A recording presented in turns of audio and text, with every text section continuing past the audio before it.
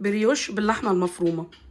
هنبتدي بمكونات العجينه: دقيق، لبن، زبده، خميره، سكر، 3 بيضات، وملح.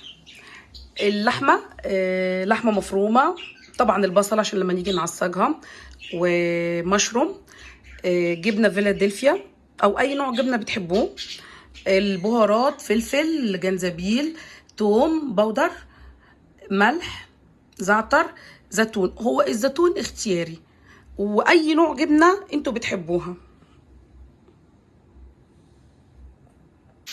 ابتدينا نجهز اللحمه، بنعصج اللحمه دلوقتي. احنا قطعنا المشروم بالطريقه دي، قطعناه صغير كده. خلاص اللحمه اهي بتستوي خلاص. المعلقه دي خلاص انا مش هستعملها تاني، وهجيب واحده تانية نظيفه. وهنا ضفت المشروم بتاعي واقلب كويس. هضيف البهارات: ملح،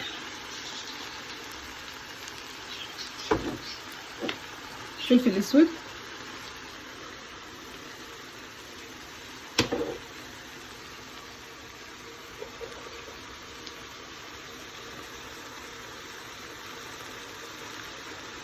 جنزبيل،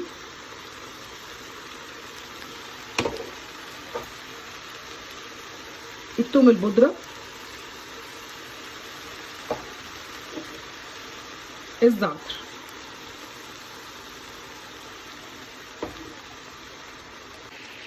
لسه بتنزل ميه، لازم الميه دي تنشف. بعد ما الميه تنشف انا هقفل عليها. الميه نشفت خلاص كده، انا هقفل عليها.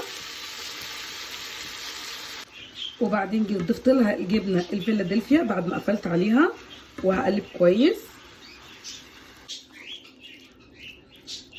وده شكلها بعد ما قلبت الجبنه فيها كويس.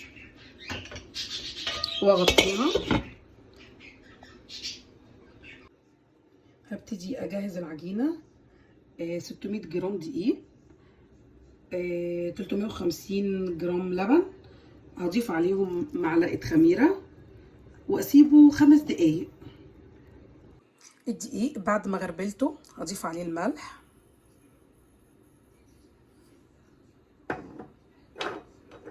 والسكر، الزبده. هنضيف الزبده 90 جرام زبده،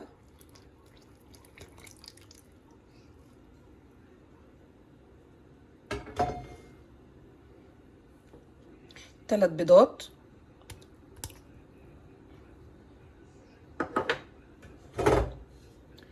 تلتمية وخمسين جرام لبن مع الخميره اللي احنا مدوبينها فيه. وهنبتدي نعجن العجينه كويس. وهي العجينه بعد ما عجنتها كويس اهي بالشكل ده، اهي بالشكل ده.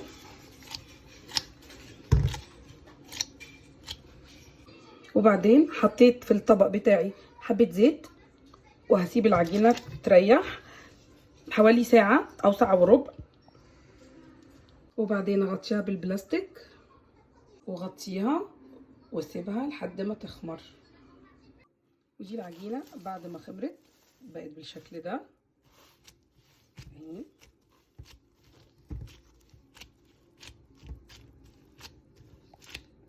وهي العجينه، وابتدي افرد فيها. هفرد العجينه بالشكل ده، وهبتدي احط اللحمه المفرومه اللي انا عملتها مع الجبنه بالشكل ده،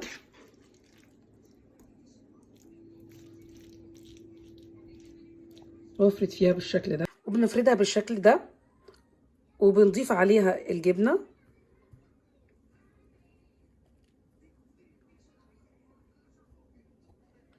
وهنبتدي نلف العجينه.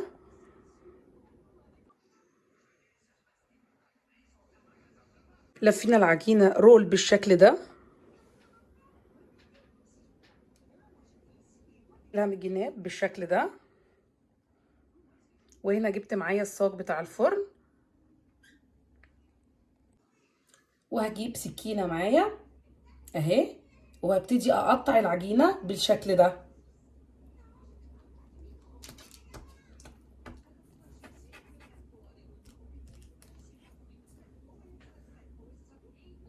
بالشكل ده، وابتدي احطها في صاج الفرن.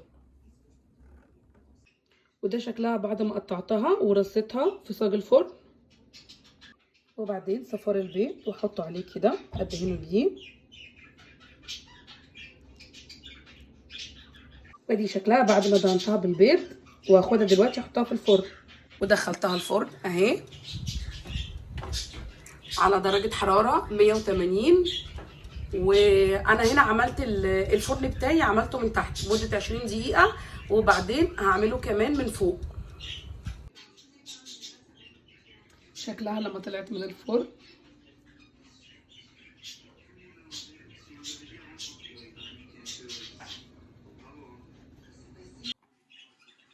ده شكلها النهائي بعد ما خلصت.